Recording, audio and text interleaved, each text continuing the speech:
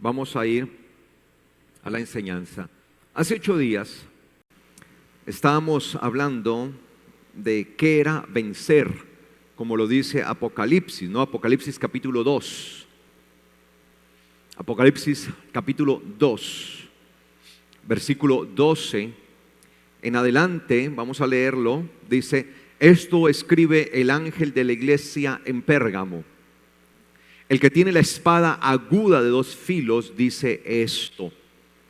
Eso ya lo hemos visto, ¿no? Yo ya he explicado esto, simplemente quiero leer el texto. Si usted quiere entender estas explicaciones, pues puede ir a las enseñanzas anteriores que he dado. Dice el Señor ahí en el versículo 13: yo conozco tus obras y dónde moras, donde está el trono de Satanás, pero retienes mi nombre y no has negado mi fe, ni aun en los días en que Antipas, mi testigo fiel, fue muerto entre ustedes, donde mora Satanás. Pero tengo unas pocas cosas contra ti, le dice el Señor a la iglesia que estaba allí en Pérgamo, que tienes ahí a los que se aferran a la enseñanza de Balaam, que enseñaba a Balac a poner trampa a la vista de los hijos de Israel para que comieran de lo sacrificado a los ídolos y fornicaran.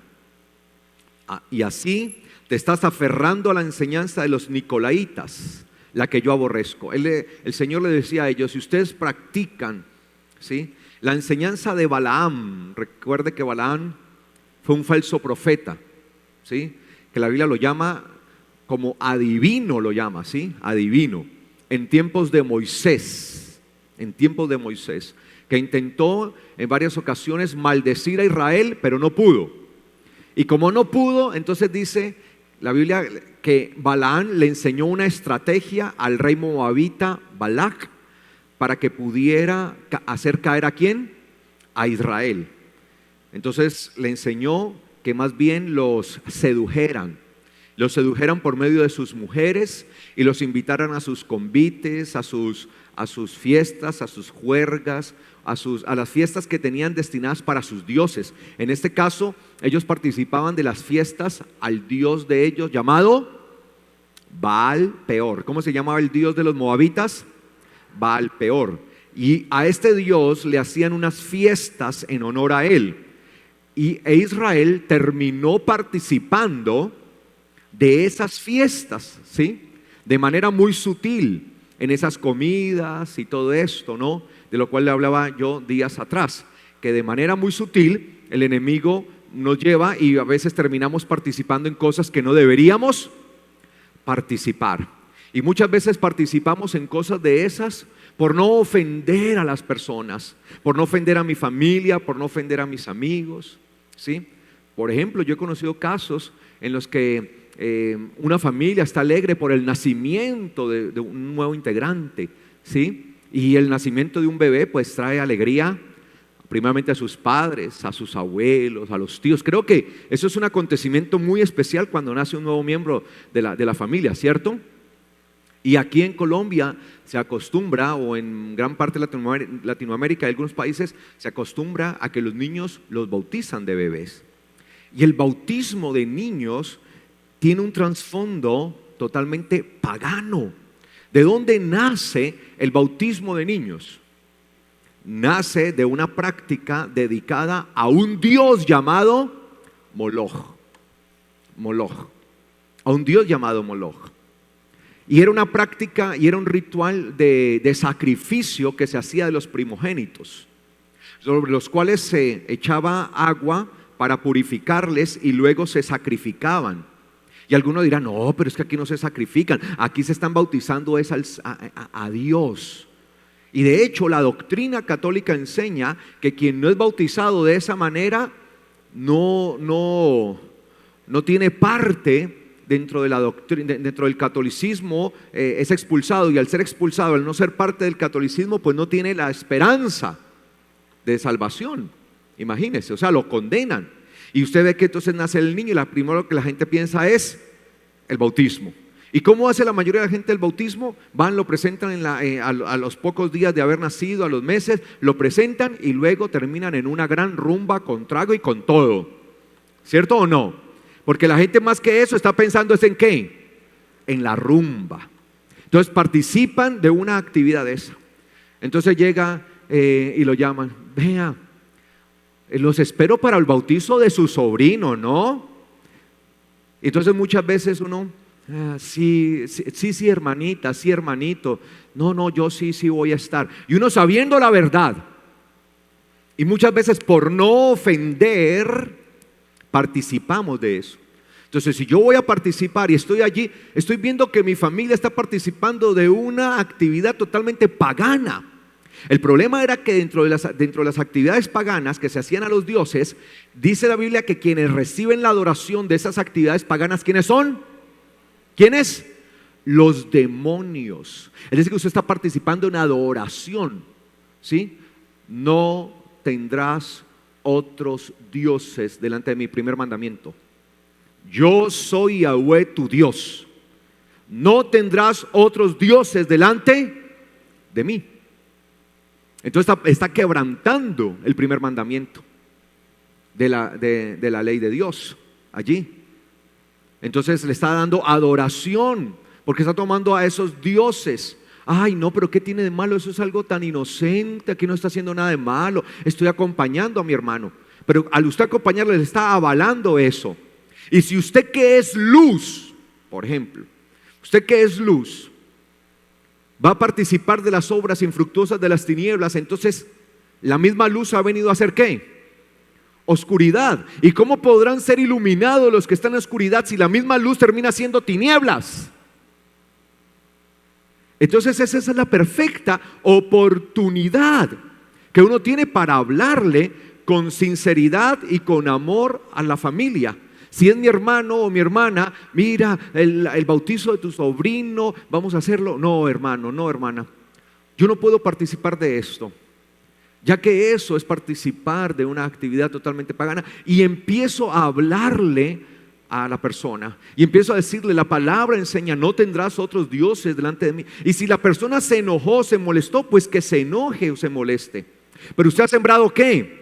La palabra, y tenga en cuenta algo, que la palabra no volverá ¿qué? Vacía. En algún momento usted verá retoñar eso. Así pasen años. Echa tu pan sobre las aguas que algún día lo recogerás.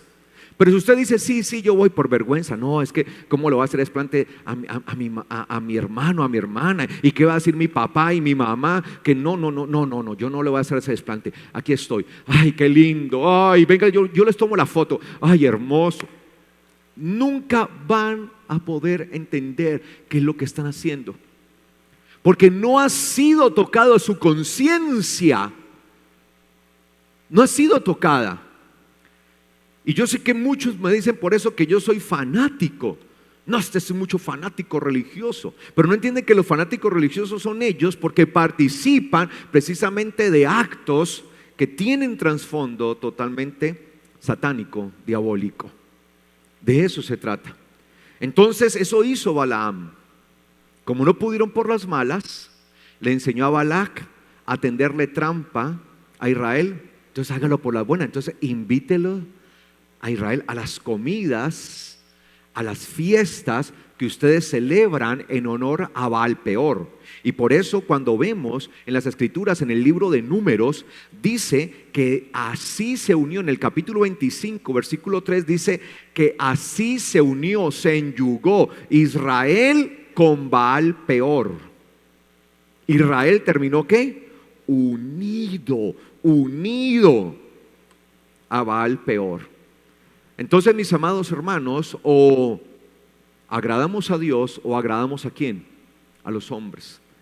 Ese es el costo que debe asumir, el peso de la cruz que debe asumir el verdadero Hijo de Dios. Llevar la cruz sobre sí mismo significaba ir en contra de todo pecado, de todo aquello que no es conforme a la voluntad de Dios. Entonces dice Apocalipsis allí donde estamos leyendo: así te estás aferrando a la enseñanza de los nicolaítas, la que yo aborrezco. Por tanto, arrepiéntete, pues si no lo haces, vendré a ti ¿qué? Pronto, y pelearé contra ellos con la espada de mi boca. El que tiene oído, Oiga lo que dice el Espíritu a las iglesias. Al que venza, y ahí estábamos, ¿cierto? Al que venza, le daré el maná escondido y le daré una piedrecita blanca y esculpido en la piedrecita un nombre nuevo que nadie conoce sino el que lo recibe. Al que venza. Es decir que este es un llamado a vencer.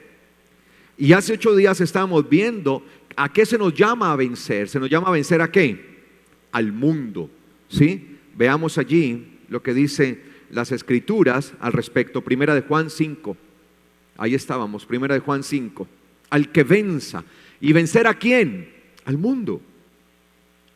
Primera de Juan 5:1 dice: todo el que cree que Yeshua es el Mesías, que Jesús es el Cristo, es nacido de Dios. Primera de Juan 5:1. No Juan, sino primera de Juan, recuerde. Para pronto los que apenas están empezando a dominar su Biblia. Una cosa es Juan, el Evangelio, y otra es la carta primera de Juan. ¿Ok? 5:1 dice: todo el que cree que Yeshua es el Mesías es nacido de Dios, y todo el que ama al que engendró, ama al que ha sido engendrado por él. En esto conocemos que amamos los hijos de Dios, cuando amamos a Dios y practicamos sus mandamientos. Porque este es el amor a Dios, que guardemos sus mandamientos, y sus mandamientos no son gravosos. ¿Cuál es el amor a Dios? Que guardemos ¿qué? Sus mandamientos. Eso. Si usted dice amar a Dios, debe guardar ¿qué? Sus mandamientos. Por eso cada cosa que usted hace, debe usted mirar si va a quebrantar o no ¿qué? El mandamiento de Dios. Usted debe tener en cuenta eso. ¿Estoy quebrantando el mandamiento de Dios? Si quebranto el mandamiento de Dios, no amo a Dios, porque la forma de amar a Dios es guardando sus mandamientos, porque esto es el amor a Dios. ¿Qué es el amor a Dios?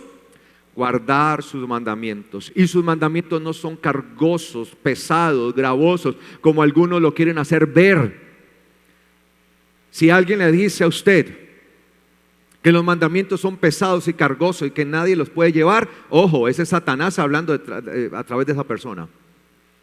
Entonces apenas usted escuche eso, dígale a esa persona: apártate de mí, Satanás. Sí, así como, claro, así como lo hizo el Señor con Pedro. Es un adversario, Satán, un adversario.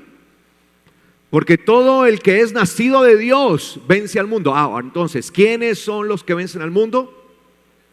El que ha nacido de Dios. Es decir, que es necesario ¿qué? Nacer de Dios. Sí, nacemos en este mundo humanamente, pero para poder vencer hay que nacer ¿de qué? De Dios. Y eso no importa la edad que tenga uno.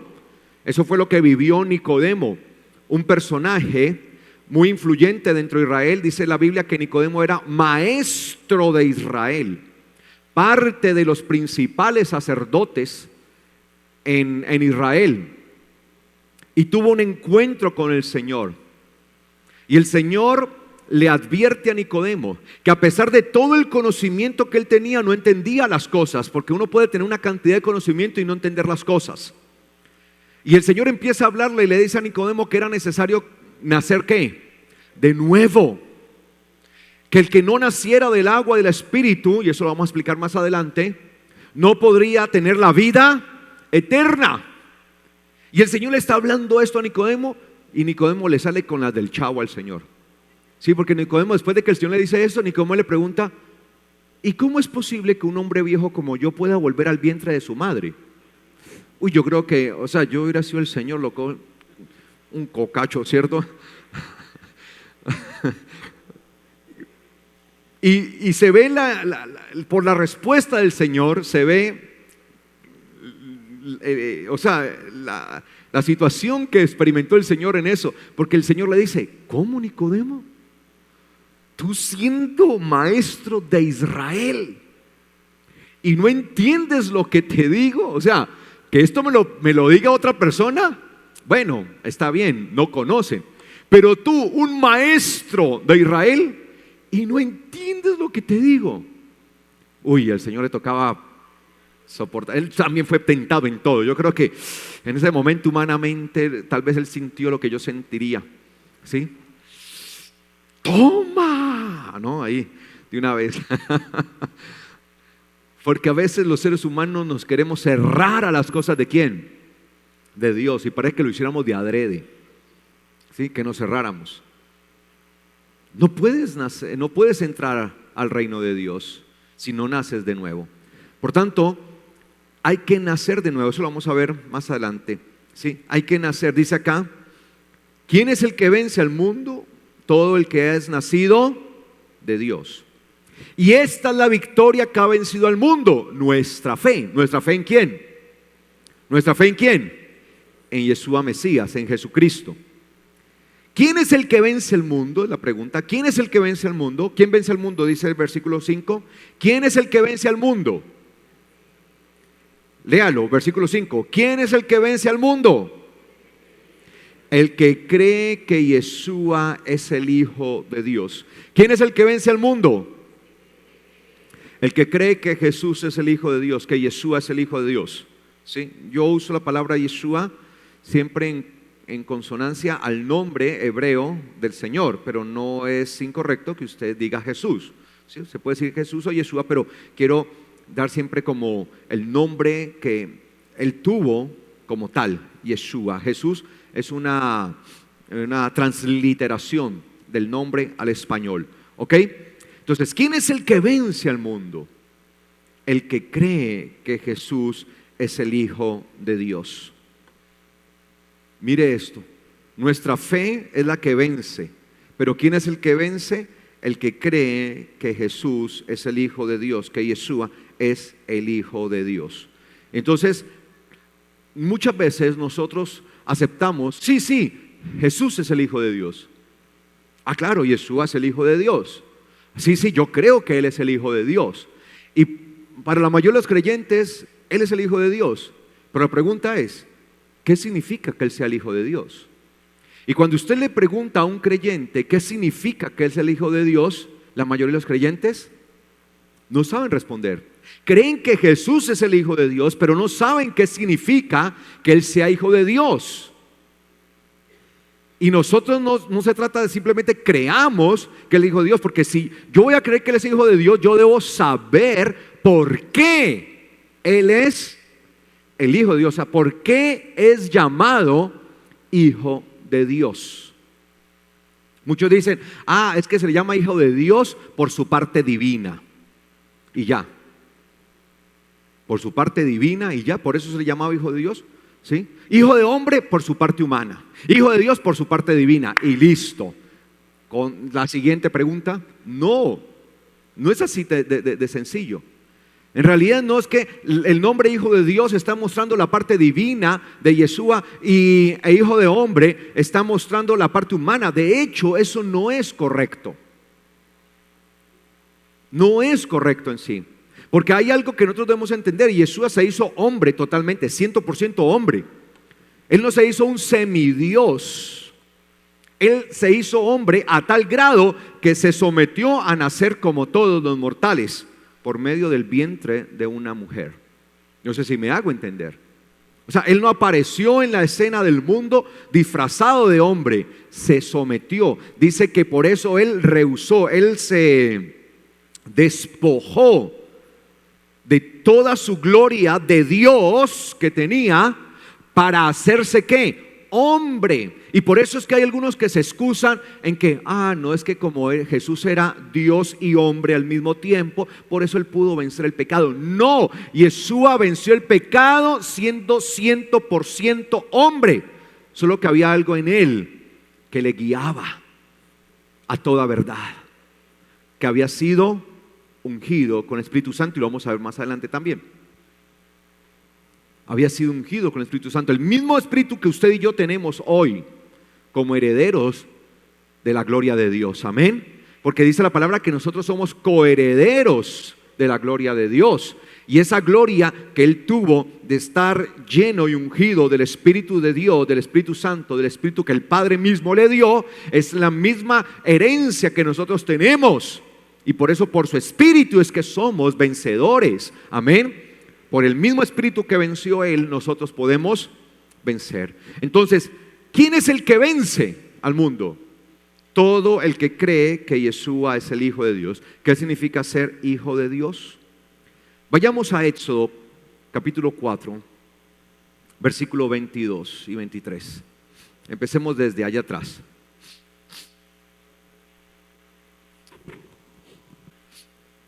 Éxodo capítulo 4, versículo 22 al 23 dice: y dirás a Faraón, así ha dicho Yahweh, Israel es mi hijo, mi primogénito. Por eso te dije, deja ir a mi hijo para que me sirva. Pero tú te has rehusado a dejarlo ir. He aquí, yo voy a matar a tu hijo, tu primogénito.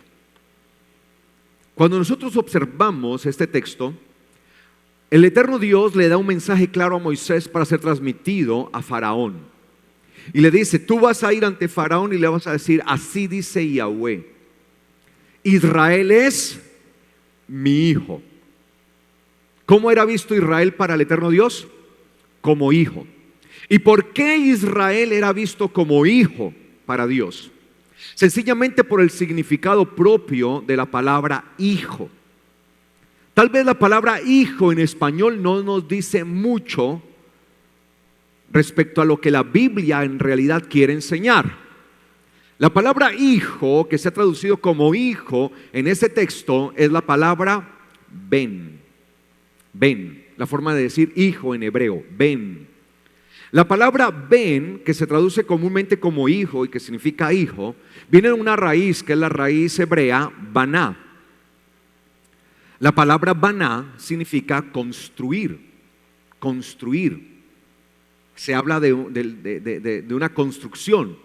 De hecho, de la misma raíz baná viene la palabra bait en hebreo, que es casa. ¿Cómo se dice casa en hebreo? Bait. ¿Sí? Algunos dicen, ¿no se dice bet? No, bet es en forma de constructo. Cuando yo digo bet shalom, casa de paz. ¿Sí? Bet lehem, casa de pan. ¿Sí? Bet hesed, casa de misericordia. Y así. Pero cuando voy a hablar solamente de la casa que no está acompañada con ningún adjetivo, entonces se dice como bait, bait. De la palabra bait viene de la misma raíz baná. Es decir, que el hijo era el encargado de construir la casa o seguir el parámetro de la construcción de la casa de ¿quién? Del Padre. Era construir una casa y el reino del Padre, dependiendo de quién fuera el hijo. Si el hijo era hijo, si el hombre era hijo de un rey, ¿qué debía seguir construyendo ese hijo? ¿El reino de quién? De su padre. Por eso es que los judíos siempre hasta el día de hoy hablan diciendo, es que nosotros somos hijos de ¿quién? De Abraham, Isaac e Israel, porque se supone que cada uno de ellos debe conseguir la construcción de aquel hombre que fue llamado por Dios, en este caso Abraham, el padre de ¿qué? De la fe, y es una responsabilidad seguirla construyendo. Entonces cada uno de ellos como descendientes de Abraham está en la obligación de seguir construyendo el reino o la casa del Padre. En este caso, si es hijo de un rey, debe seguir construyendo el reino de su padre. E Israel había sido llamado precisamente por el Señor para constituirse como un reino. El Señor le dice a Moisés, yo haré de Israel un reino de sacerdotes. Era un reino que debían construir. Y la palabra nos enseña entonces que Dios mismo llama a Israel mi hijo, porque Israel fue levantado con un objetivo: construir, plantar el reino de Dios. Ese era el propósito de Israel. Era un pueblo que tenía como propósito construir el reino de Dios. Y por eso le dijo Yahweh, el eterno Dios, le dice a Faraón, ¿sí? Le dice a Moisés, dile a Faraón, Israel es mi hijo. Por eso te dije, deja ir a mi hijo para que me sirva. El Hijo está al servicio. De hecho, la palabra allí como aparece para servir, habla del obrero, del que hace una ¿qué? Una obra. Eso. Entonces el eterno Dios llama a Israel su hijo porque tenía un propósito. Ahora bien, ahí debemos ir entendiendo entonces que el nombre Hijo de Dios que se le adjudica a Yeshua es porque él tenía ¿qué? Un propósito. Y el propósito era reconocer que Yeshua es a quien se le ha dado la potestad de construir y levantar el reino de su Padre. Amén. Es el reino de su Padre. El Señor le había dicho al mismo David, segundo de Samuel, capítulo 7. Segundo de Samuel, segundo libro de Samuel, capítulo 7, versículo 12 al 14. Cuando tus días se cumplan y duermas con tus padres, entonces levantaré a tu descendiente después de ti, el cual saldrá de tus entrañas, y afirmaré su reino. Él edificará casa a mi nombre, y yo afirmaré el trono de su reino para siempre. Yo le seré por padre, y él me será por hijo. Cuando haga mal, lo corregiré con vara de hombres y con azote de hijos de hombres. Obviamente estaba hablando de quién, de su descendiente directo, que iba a ser quién, Salomón. Sin embargo, esto también era una palabra profética sobre aquel descendiente que iba a venir, que era quién, Yeshua, quien verdaderamente iba a ser el constructor del reino del Padre celestial. Y por eso el Señor le dice a él, afirmaré su reino, él edificará casa a mi nombre, y yo afirmaré el trono de su reino para siempre. Yo le seré él por padre, él me será por hijo. Todos los reyes de Israel, desde el momento en que David se levantó como rey, de ahí hacia abajo, todos los reyes de Israel eran conocidos como ¿qué? Hijos de Dios. Llevaban ese título, los hijos de Dios. Todo rey de Israel ostentaba ese título, ¿sí? Hijo de Dios. Y por eso dice acá, y cuando haga mal lo corregiré con vara de hombres y con azote de hijo de hombres, porque Dios a quien ama disciplina, y como eran vistos como hijos, pues él los disciplinaba. Aún el mismo Señor se sometió a la disciplina de su Padre. Aunque él no cometió pecado, fue corregido con azotes, ¿o no? Aunque él no cometió pecado, por el hecho de cargar todo su pecado, todo el pecado de nosotros sobre él, fue azotado y herido. Mire que el mismo Señor se sometió a todo esto. Entonces, desde ese momento se entendía que los descendientes de David iban a ser los hijos de ¿quién? De Dios, iban a tener ese título. Entonces el título hijo de Dios tiene que ver con reinado, tiene que ver con reconocimiento de ser rey, no la parte divina, sino el reconocimiento de autoridad como ¿qué? Como rey, como aquel rey que es el Hijo de Dios, el que tiene la autoridad y la potestad de construir y levantar el reino de Dios. Por eso no le reconocían a él. Por eso de forma burlesca, ¿sí? No porque creyeran, pero aunque fue una burla, ellos terminaron colocando en un letrero lo que era. Y precisamente esto terminó ¿qué? Juzgándolos a ellos. Porque cuando ponen el letrero en el madero en el que se encontraba el Señor, que decía Yeshua, Rey, Yeshua Nazareno, Rey de los judíos. Rey de los judíos. Ellos pidieron que le crucificaran e imploraron, por favor, quita eso. Ese letrero no es. ¿Y qué respondió Pilato? Lo escrito, escrito está. Y lo peor es que lo pusieron en 3 idiomas: hebreo, griego y latín. ¿Como para qué? Lo vean en todas sus modalidades, para que lo entiendan en todo. Y eso mismo fue lo que trajo juicio sobre ellos. Ellos habían crucificado al rey, a aquel que tenía la potestad de levantar un reino para su padre, de construir una casa para su padre, el legado de un reino. Ahora bien, mire lo que dice Hebreos capítulo 3, versículo 3 al 6. Hebreos capítulo 3, versículo 3 al 6. Aquí venimos es a aprender las escrituras, amén, la palabra. Para que cuando dice, ¿quién es el que vence al mundo? Todo el que reconoce que Jesús es el Hijo de Dios. ¿Y qué es reconocer que Jesús es el Hijo de Dios? Que primeramente Él es ¿quién? El Rey. Por eso el título que Él traerá cuando regrese, eso lo dice Apocalipsis 19, será ¿qué? Rey de reyes y Señor de señores. No en vano traerá ese título. Y dice que será un título que traerá escrito sobre su muslo. Dice Hebreos capítulo 3, versículo 3 al 6. Pero aquel que fue considerado digno de tanta más gloria que Moisés, por cuanto mayor honra que la casa tiene el que la construyó. ¿Quién tiene mayor honra, la casa o el que la construyó?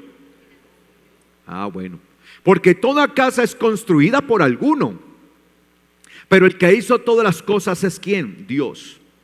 Y Moisés en verdad fue fiel sobre toda la casa, ¿como qué? Como siervo. Es decir, que los hijos están llamados a ser ¿qué? Siervos, obreros, servidores, a fin de construir ¿qué? La casa.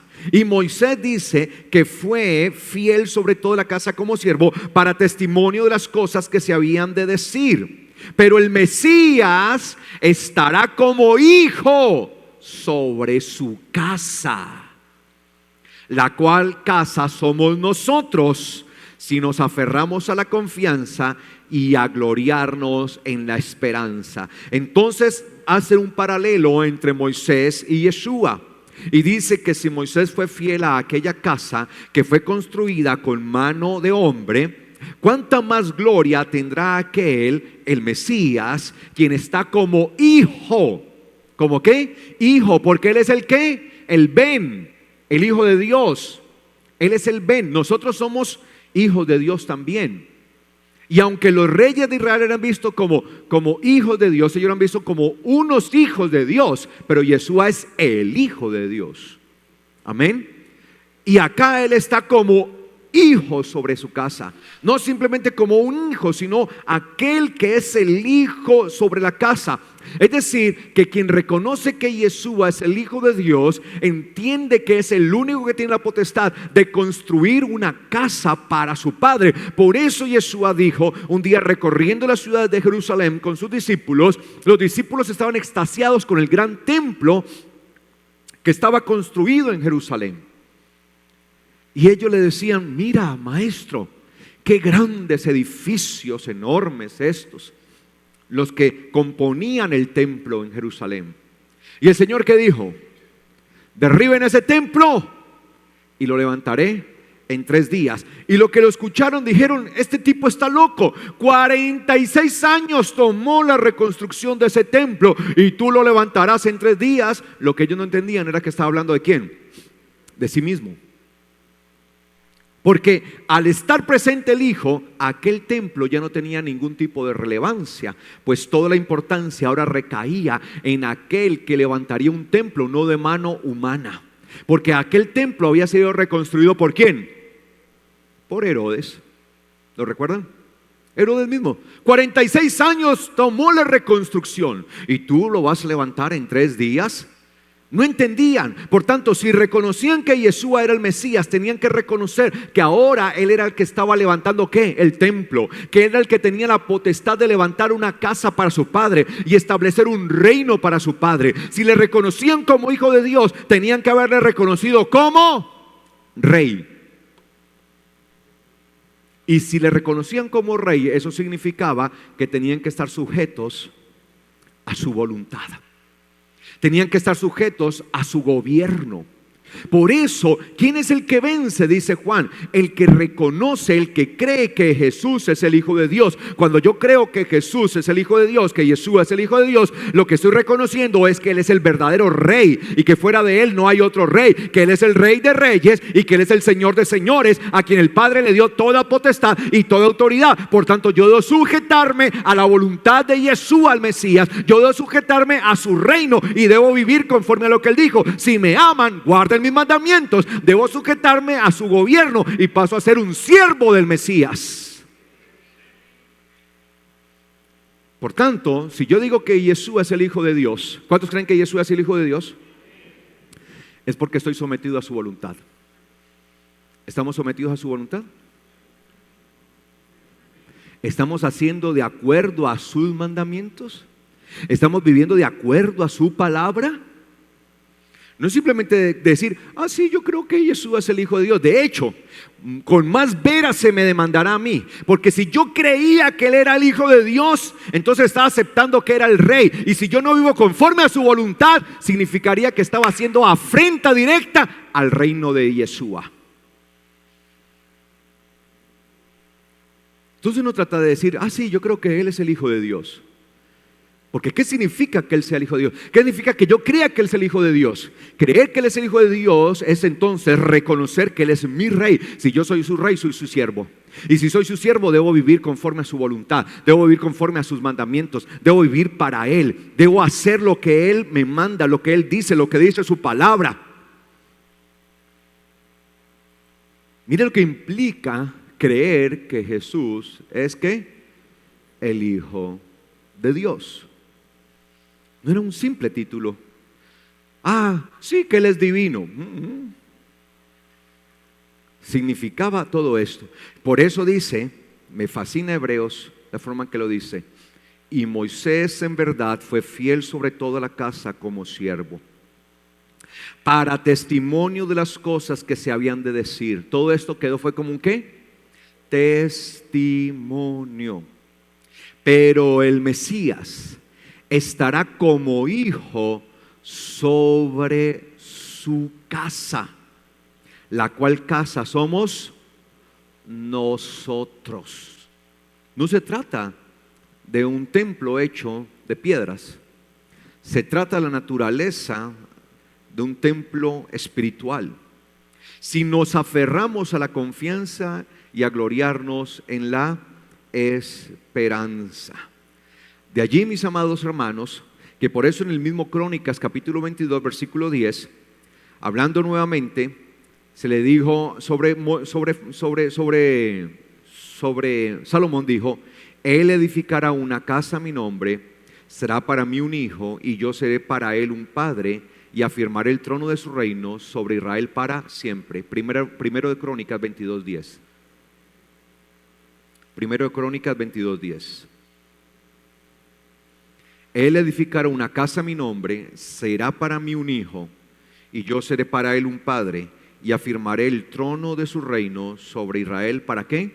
Para siempre. La afirmación del trono de Israel para siempre realmente está en los hombros ¿de quién?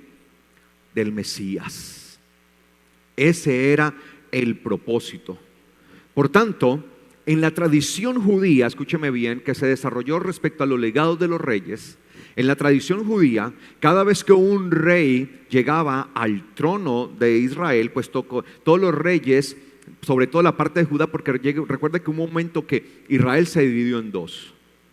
Israel fue gobernada por David y fue cuando más se extendió. Luego lo sucedió su hijo y todo Israel estaba unificado, pero después de Salomón, el reino ¿qué? Se dividió. Gobernó el hijo de Salomón en la parte del sur, que se conoció como Judá. Aquel hijo de Salomón se llamó como Roboam, y en la parte del norte se levantó un hombre llamado Jeroboam. A partir de allí, todos los reyes de la parte de Judá, ¿sí?, eran los descendientes ¿de quién? De David. Y había una fórmula, cada vez que llegaba un descendiente al trono, había una fórmula con la cual se designaba a aquel rey. Y ellos repetían o se decía: tú eres mi hijo, yo soy tu padre. Tú eres mi hijo, yo soy tu padre. De este modo, entonces, David pasa a tener el título de hijo de Dios y todos sus descendientes. ¿Hasta quién? Hasta el Mesías. De hecho, cuando el Mesías aparece en escena, en el trono de Judá, no había un descendiente de David. No había un descendiente de David. Aquel que estaba allí, ¿quién estaba en el trono de Israel, de Judá, en ese momento cuando nace Yeshua? Herodes. ¿Y usted ha leído la historia de Herodes? Herodes no era descendiente, no tenía ninguna conexión con David. Venía de los herodianos, un grupo que se había levantado dentro del poder, apoyado precisamente por el Imperio Romano, un grupo que estaba allí, el cual el Imperio Romano mismo podía ¿qué? Manipular. Y por eso Herodes toma una mujer descendiente de la casa de David para avalar su reino.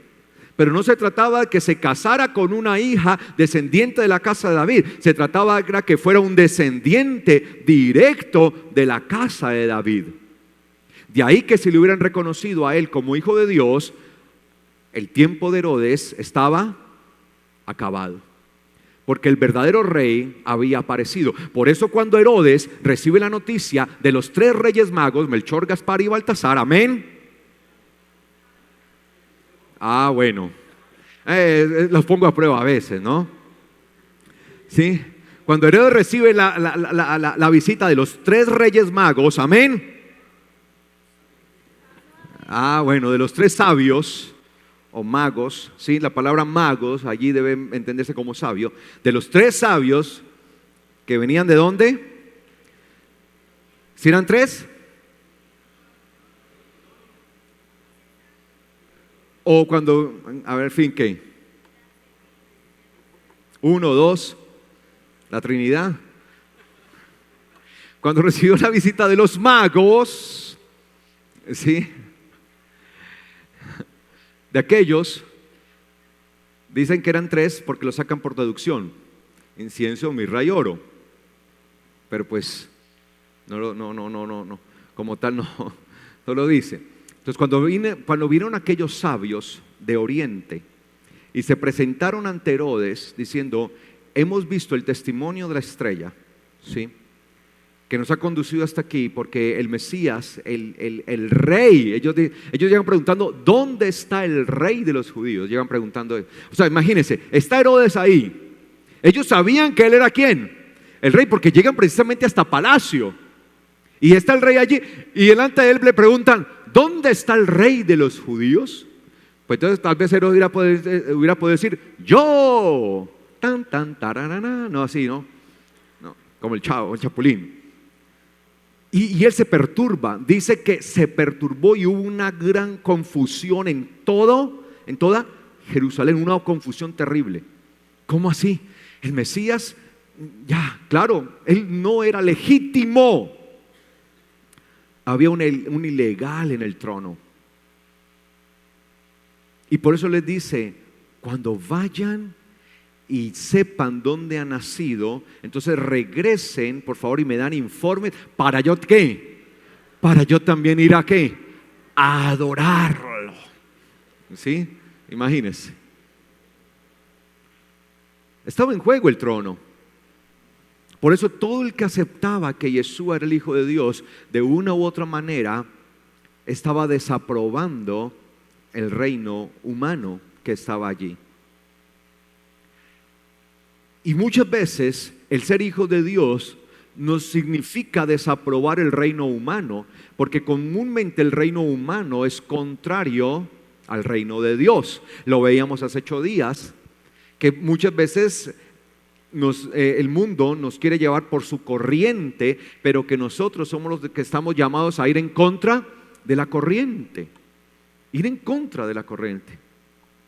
Eso es lo que nosotros debemos entender. Entonces, comúnmente el gobierno humano es contrario a la voluntad de Dios, lo que significará que nosotros tengamos que ir más y más en contra de la corriente. Este mundo lleva su propia corriente y es por naturaleza contrario a la voluntad de Dios.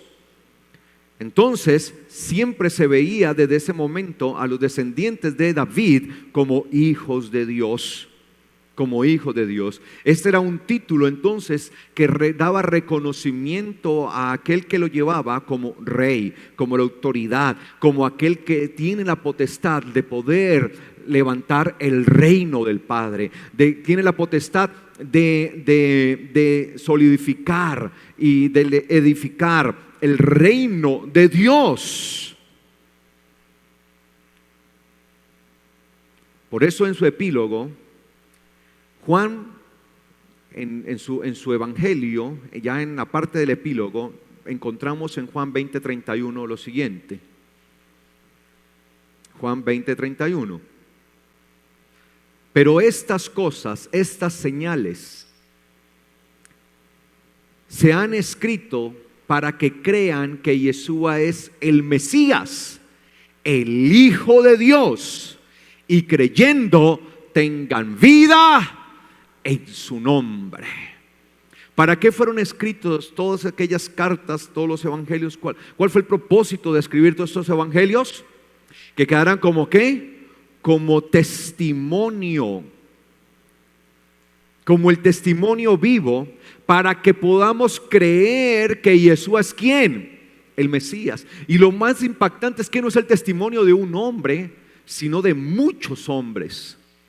Y que un solo hombre quiera inventarse algo y engañar a los demás, vaya y venga, lo puede hacer.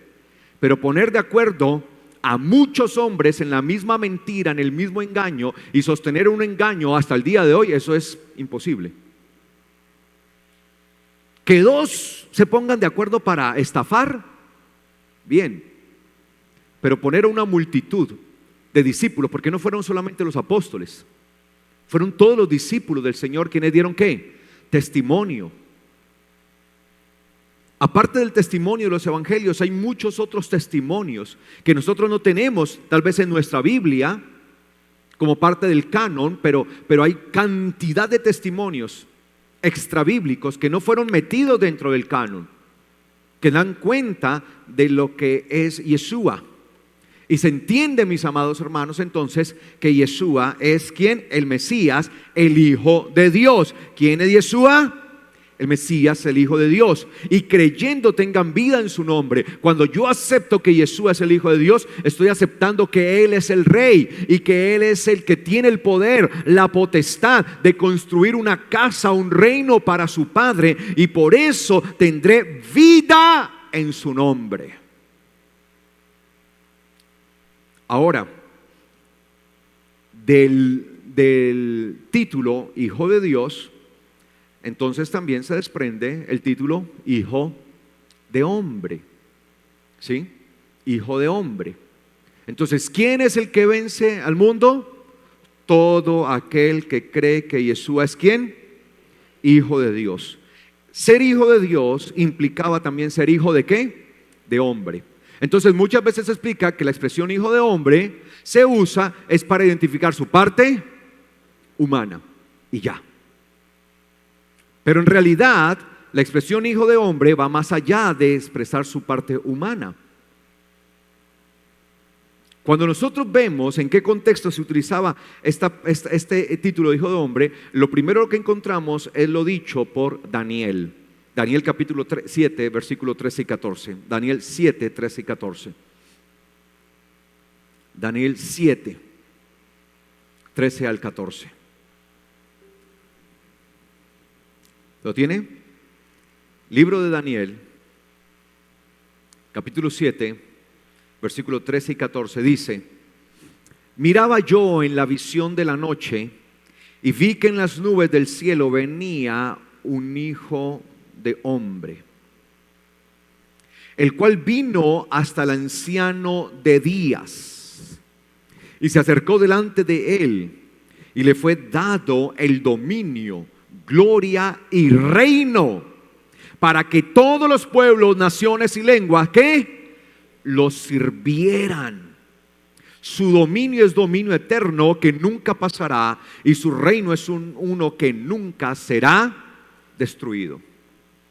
Daniel está viendo una visión muy poderosa y él tiene en medio de su visión, allí se le muestra en medio de su visión al Hijo del Hombre.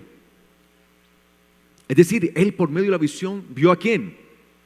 A Yeshua. Y dice que este Hijo de Hombre se acercó hasta ¿quién? Hasta el anciano de días. Esa expresión anciano de días no está hablando de que el padre entonces, y lo voy a decir con mucho respeto, es un viejito allí con una barba largota, allí anciano. Hola hijo, no. Es una expresión de gloria, cuando habla de anciano de día, primero hay que entender lo que significaba anciano, que era autoridad. Y cuando habla de días, habla que es alguien lleno de días, es decir, habla de su eternidad por siempre. Está hablando de la máxima autoridad eterna. Entonces siempre se ha visto al Padre como un ancianito sentado en su trono, barbado, de barba blanca, y por eso mucha gente dice, yo vi a Dios, yo tuve una visión, y Él era así, y una barba larga y blanca. Son imaginaciones en realidad, porque Dios es espíritu. ¿Sí? ¿Dios es qué? Espíritu, la esencia. Ahora, cuando digo espíritu, no lo estoy rebajando y no que lo estoy exaltando, porque es la esencia suprema de Él, la mayor perfección en la que se pueda manifestar. Y un día usted y yo vamos a ascender a esa perfección, porque un día usted y yo vamos a ser seres espirituales. Cuando seamos transformados y recibamos el cuerpo espiritual, como dijo el apóstol Pablo, porque hay cuerpo animal, que es este cuerpo material, y hay cuerpo espiritual. Y dijo el apóstol Pablo, y así como llevamos la gloria del animal, ¿cuántos llevan la gloria del animal? ¿Solo yo? ¿Cuántos llevan la gloria del animal? Tan orgullosos ustedes, ¿no? ¿Cuántos llevan la gloria del animal? Sí, hasta ahora llevamos esta gloria. Dice que un día entonces, dice el apóstol Pablo, así como llevamos la gloria de este cuerpo animal, así como llevamos la gloria de este cuerpo animal, ¿sí? Llevaremos también la gloria del ¿qué? Del celestial. Esa es nuestra esperanza. Claro, y es un cuerpo que está diseñado para este mundo. ¿Sí? Aquí quedará este cuerpo. Este cuerpo no es el que se va a levantar. Este cuerpo no es el que va a resucitar. Yo no sé por qué la idea de algunos que cuando sea el tiempo de la resurrección, ¿sí? De donde haya quedado el cuerpo, ahí se formarán nuevamente, se unirán los átomos, las moléculas, todo, y volverán. No, ¿qué esperanza entonces? ¿Sí? Y si es este mismo cuerpo, entonces resucitará ¿en qué edad? Si murió de 90 años, entonces va a resucitar también todos con todas sus arruguitas de 90 años. O si murió niño, entonces va a resucitar como niño. Mire, nada más eso. El Señor nos está llamando a la perfección. Este es el cuerpo, dice la palabra que este es un cuerpo mortal. ¿Sí? Y que lo mortal debe vestirse ¿qué? Inmortalidad. Es un cuerpo que perece. Este cuerpo volverá a cuando termine su ciclo de vida, volverá al polvo. Y tendremos un cuerpo espiritual. Hay gente que literalmente piensa que cuando el Señor venga, los muertos se van a levantar de sus tumbas. Las tumbas se van a abrir y van a resucitar allí los muertos vivientes. No, allí no, nada de eso, no. No es este cuerpo. ¿Sí? No es este cuerpo. Es un cuerpo glorioso, celestial, inmortal. Dice, conforme a la semejanza de Él. Amén, nos vamos a vestir de Él. Realmente vamos a estar vestidos del Señor. Desde ya se nos llama a estar vestidos del Señor. Esta es la esperanza. Como dice el apóstol Pablo, aunque este tabernáculo terrenal se va ¿qué? Desgastando. ¿Se va desgastando o no? Nos llegan los achaques, las enfermedades, la rinitis, todo. Que operarlo, ¿no? O sea, después de los 40 uno ya, ¿cierto? Le llegan a uno los achaques, todo eso. Y vamos experimentando cierto sufrimiento, porque este es un cuerpo que se va, ¿qué? Como dice el apóstol Pablo, se va, ¿qué? Desgastando, ¿qué dice él? Nuestro hombre interior se va, ¿qué? Perfeccionando, fortaleciendo cada día. De eso se trata. Yo no le puedo prometer a usted que si viene el Señor, usted va a vivir inmortal con este cuerpo. No, ese cuerpo en algún momento va a fallar y se va a apagar. Este cuerpo en algún momento va a fallar y se va a apagar.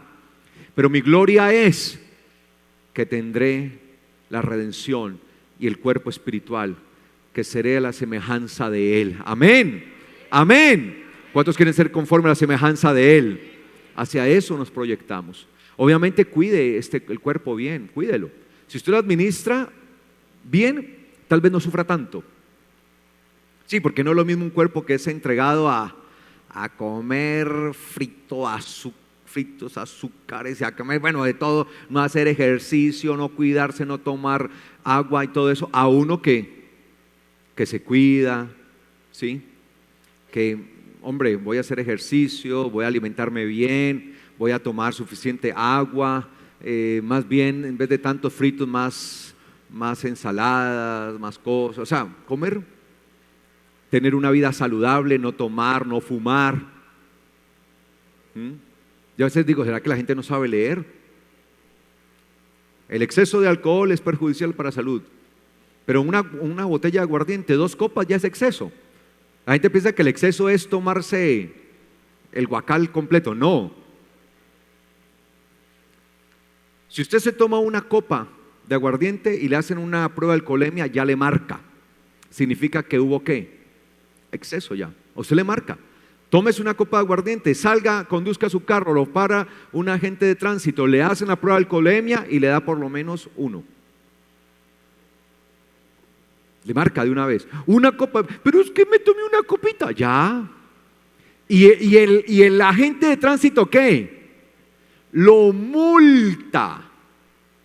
Porque ya tiene exceso de licor. Entonces, si supiéramos leer y entender e interpretar qué significa el exceso de alcohol, entonces no beberíamos, ni fumaríamos, ni nada de esas cosas que son dañinas a nuestro cuerpo. Entonces dice acá que Daniel tuvo la oportunidad de ver en visión esto, y cómo aquel hijo de hombre se acercaba ante aquella autoridad de gloria eterna que es el Padre Celestial, y cómo el Padre, ¿sí?, se acerca delante del Padre, y cómo Él le entrega ¿qué? ¿Todo qué? Dominio, gloria y reino. Por eso la palabra enseña que sobre Él fue vaciada toda la gloria del mismo Padre, porque a Él le plació vaciar toda su gloria sobre su Hijo, y por eso al Hijo le fue entregado todo dominio sobre la tierra y sobre todo. Y eso significa, hijo de hombre, habla también de la autoridad, pero una autoridad específica. ¿Cuál es esa autoridad? Vamos a verla. Juan 5, 26, 27. Juan 5, 26, 27 dice, ¿lo tiene? Juan 5, 26, 27. Dice, como el Padre tiene vida en sí mismo, es decir, que el Padre no es creado, Él tiene vida en sí mismo, así también ha dado al Hijo tener vida en sí mismo. Es decir, que Yeshua es ¿qué? Eterno. Mire, este es un texto, los testigos de Jehová dicen que Yeshua, que Jesús es ¿qué? Creado. Yeshua no es creado, porque entonces él no podría tener vida en sí mismo, porque el único que tiene vida en sí mismo es aquel que no, nadie más le ha dado ¿qué? Vida. Nosotros tenemos vida de parte de Dios porque fuimos creados, pero tener vida en sí mismo significa que no he sido creado, que ha existido ¿qué? Siempre. Tener vida en sí mismo, y además le dio autoridad de hacer juicio por cuanto es el Hijo de Hombre. Entonces el título Hijo de Hombre, ¿qué significa? Que Yeshua es quien tiene la autoridad de hacer ¿qué? Juicio. Todo juicio. Entonces, Hijo de Dios, Él es Rey. Hijo de Hombre, Él es el juez, el que juzga. El que juzga todas las cosas. Por eso en Mateo, capítulo 9, versículo 6, encontramos lo siguiente.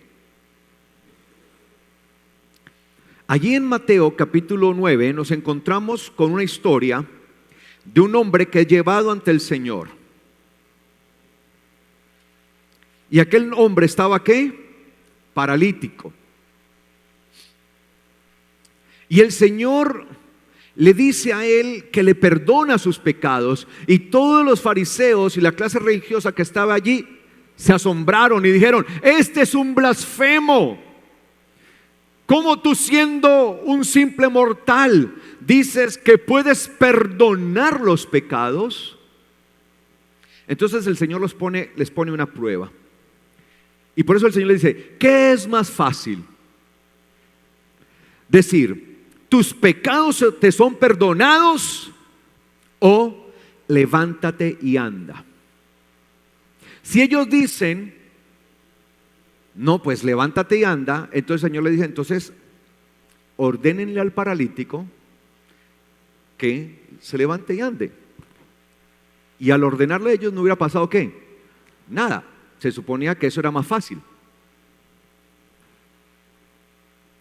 Ahora, si dice, no, tus pecados son perdonados, entonces Yeshua, al levantar al paralítico, que es lo más difícil, podría ser lo más fácil, perdonar pecados. Mire, o sea, ese es el Espíritu de Dios actuando.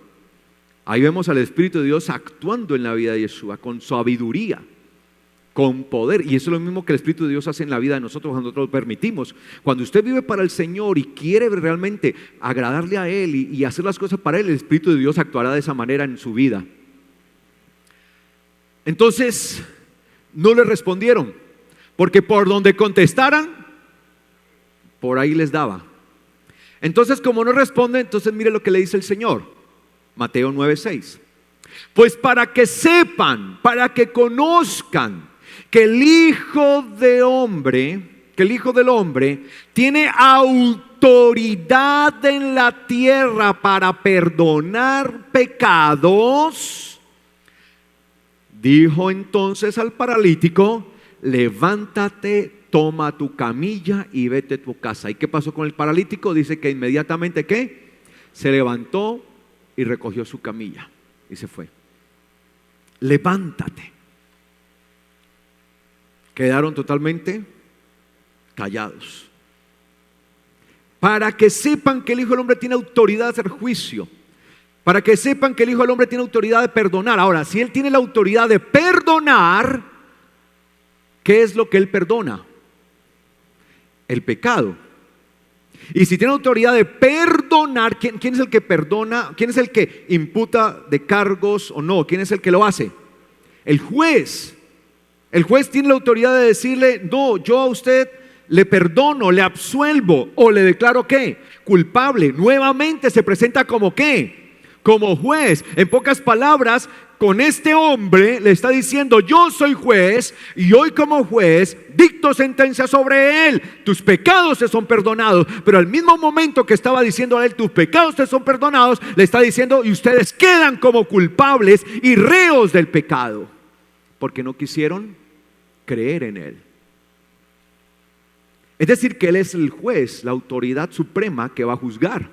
Si yo quiero ser libre en el día del juicio, si no quiero ir a condenación en el día del juicio, porque dice la Biblia que ciertamente vendrá el juicio y que está destinado para el hombre ¿qué? Que muera ¿qué? Una vez, y de ahí ¿qué?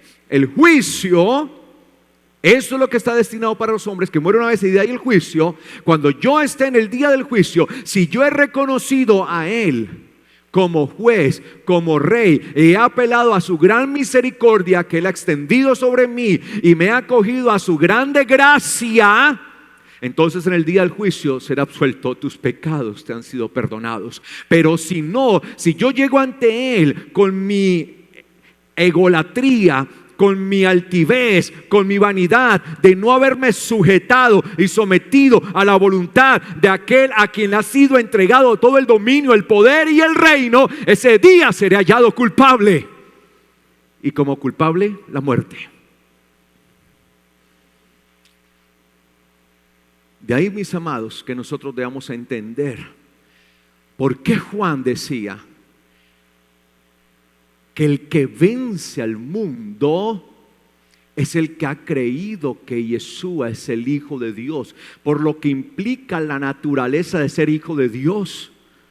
Cuando yo digo que Él es Hijo de Dios, estoy reconociendo que es mi Rey y mi juez.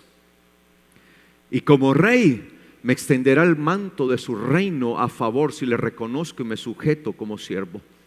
Y como juez, me extenderá su manto de justicia y me guardará el día de la ira, si vivo conforme a su palabra y a su voluntad. Pero si no lo hago, como Rey, desatará toda su ira sobre mí. Y como juez, sencillamente, Él dará su veredicto de condenación sobre nosotros. Eso es lo que debemos entender. A eso estamos llamados. ¿Quién es el que vence al mundo? Todo el que cree que Jesús es el Hijo de Dios. No sé si ya entendemos qué significa creer que Yeshua es el Hijo de Dios y qué implica eso. De allí que el mismo Yeshua afirmara siempre que Él era el Hijo de Dios, el Hijo de hombre. Juan 3:13 dice Él: nadie entró al cielo sino aquel que bajó del cielo. ¿Quién es el que entró al cielo? El que bajó del cielo. ¿Quién? El Hijo del hombre. Él mismo se mostraba así como Hijo de hombre. Por eso a Él no le reconocían como Hijo de Dios muchos, porque si le reconocían como Hijo de Dios, debían reconocer todo esto, que Él era el Rey y que Él era el juez. De allí la respuesta tan tremenda que el mismo Yeshua le da a Caifás. En Marcos capítulo 14, versículos 61 y 62, Yeshua da una respuesta contundente a este hombre, que era el máximo representante de todo el sistema religioso de su tiempo. Es una bofetada al sistema religioso. Marcos 14, versículos 61 y 62.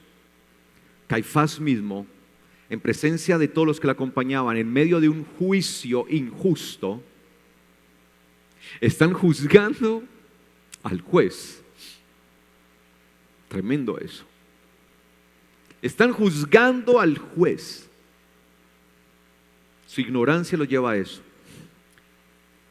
Y le dice, Caifás le pregunta a Yeshua: ¿eres tú el Mesías? Y ahí se hizo el harakiri. ¿El Hijo del bendito? ¿Eres tú el Hijo de Dios, del bendito? Mire la pregunta. ¿Eres tú? Dímelo ahora, ¿eres tú? Y él le respondió: sí, yo soy.